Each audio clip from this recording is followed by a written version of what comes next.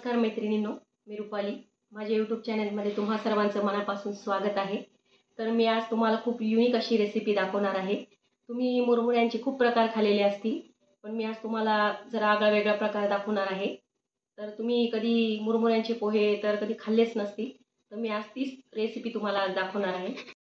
तर चला रेसिपीकडे वळूया आपण आता. हे मी मुरमुरे घेतले मैत्रिणींनो. या वाटीने मी 2 वाट्या मुरमुरे घेतलेले आहेत. मुरमुऱ्यांमध्ये मी पाणी टाकून घेते भिजवण्यासाठी. मुरमुरे असे व्यवस्थित पाण्यात भिजवून घ्यायचे.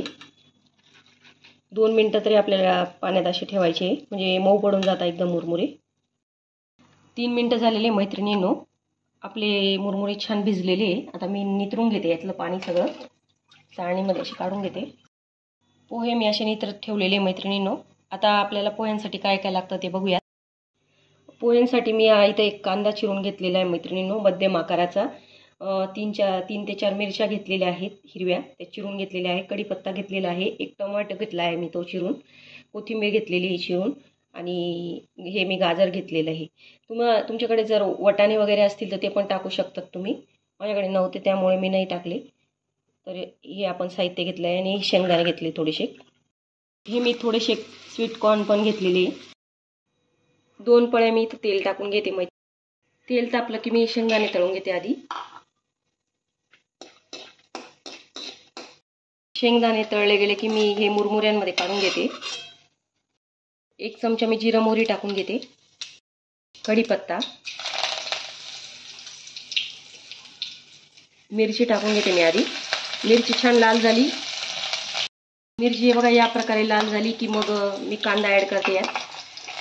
जेव्हा आपण कांदा आणि मिरची मिक्स करतो त्यावेळेस मिरची आपली व्यवस्थित फ्राय होत नाही, त्यामुळे आधी मिरची फ्राय करून घ्यायची मैत्रिणींनो. ही एक टिप्सच सांगते मी तुम्हाला. एकत्र टाकायचं नाही आहे. कांदा छान लालसर फ्राय करून घ्यायचा आहे. कांदा थोडासा लाल फ्राय झाला की त्यात मी टोमॅटो टाकते आणि गाजर टाकून घेते. हे छान आपल्याला थोडंसं 10 मिनटं तरी आपल्याला थोडंसं शिजू द्यायचं आहे.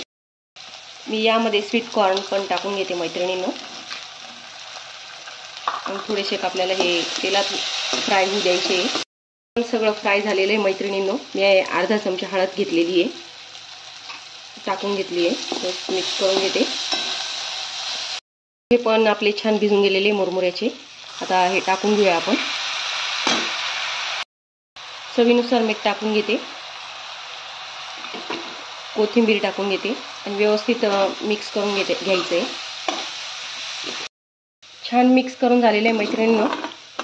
आपले पोहे रेडी झालेले आहेत. तर आपली मुरमुऱ्यांच्या पोह्याची रेसिपी तयार झालेली मैत्रिणींनो. तर नक्की ट्राय करा माझ्या पद्धतीने. आणि खूप युनिक रेसिपी आहे, खूप टेस्टी आहे आणि हेल्दी पण आहे. तर नक्की ट्राय करा माझ्या पद्धतीने ही रेसिपी. माझे व्हिडिओ आवडत असेल तर माझ्या चॅनलला सबस्क्राईब करा, लाईक्स करा, कमेंट करा आणि मला सपोर्ट करा. धन्यवाद.